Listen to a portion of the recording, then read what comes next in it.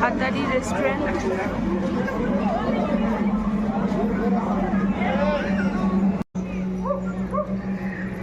দাঁড়িয়ে আছি দার্জিলিং ম্যাল রোডে রাতের বেলা। ভীষণ সুন্দর একটা ওয়েদার, ভীষণ সুন্দর একটা ভাইব, প্রচুর লোকজন, গান বাজনা আর হালকা ঠান্ডা। গরমকালে আমাদের বাঙালিরা যে কেন পাহাড়ের দিকে দৌড়ায়, কেমন দার্জিলিংয়ের দিকে দৌড়ায়, সেটার কারণটা খুব স্পষ্ট। এত সুন্দর লাগছে, এত ভালো লাগছে, কিছু বলার নেই।